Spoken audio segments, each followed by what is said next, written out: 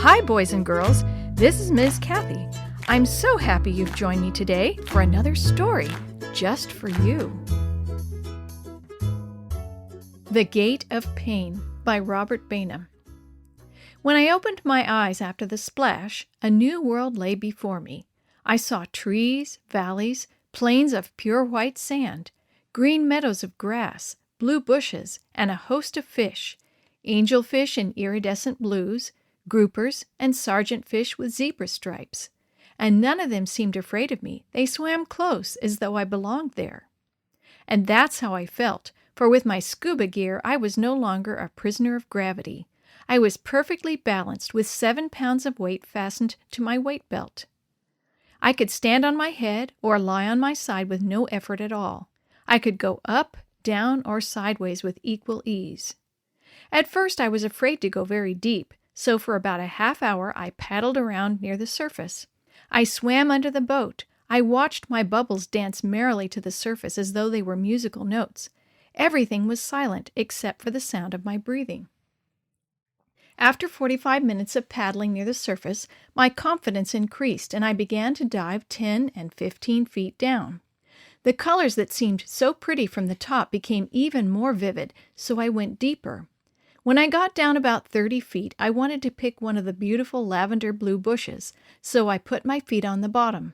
I tried to walk, but I was like a man on the moon. I would take a step and bounce, because I no longer had weight. So I went topside and put 1 more pound of weight onto my weight belt. I went back again, broke off that bush, and brought it up. Underneath the water it appeared to be 2 feet wide by 3 feet high, but when I got it up and handed it to the people in the boat, it turned out to be 1/3 that size. The clear water had acted as a magnifying glass. I was disappointed, so I dived again, 33 feet this time. Suddenly I began feeling pain in my ears, tremendous pain. I realized I was in the gate of pain, as divers call that terrible sensation when the ears begin to hurt. For every foot a diver goes underwater, 65 pounds of additional pressure hit the body. Eardrums are very sensitive and may burst under even slight change of pressure. So divers must equalize this pressure change by swallowing or by snorting in their mask. Somewhere on the way down I had forgotten this rule. Now I was standing on the bottom. I was so close to getting the beautiful piece of coral I'd come for, and all I had to do was bend my head down 1 more foot. But I was in the gate of pain, and going down even 1 more foot would be breaking a rule. I was supposed to paddle toward the surface a few feet, thus reducing the pressure, then blow through my nose and clear my ears so the pressure would equalize. After that, I could go on, deeper. Carelessly, I said to myself, I have only 1 more foot.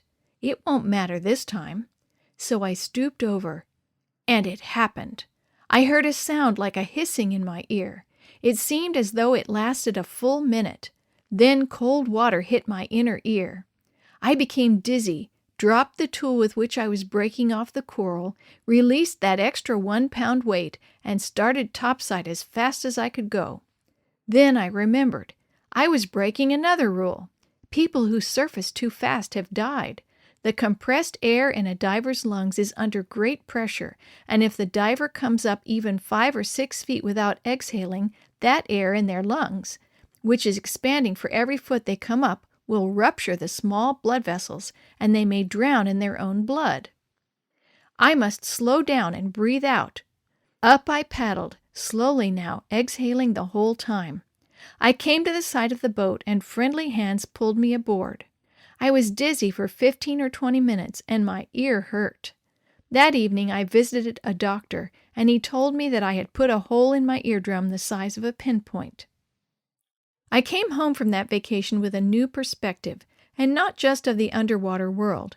I realized how many times in life we get into the gate of pain or the gate of temptation. We know something is wrong, yet we won't back up.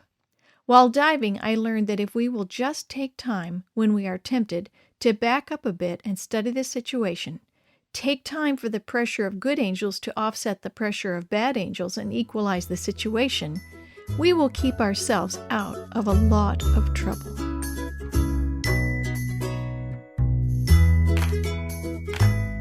The story you have heard today is from Guide's Greatest Stories, written by various authors and compiled by Randy Fischel, and used with permission from the Pacific Press Publishing Association. If you're interested in any other books published by the Seventh-day Adventist Church, please visit AdventistBookCenter.com or call 1-800-765-6955.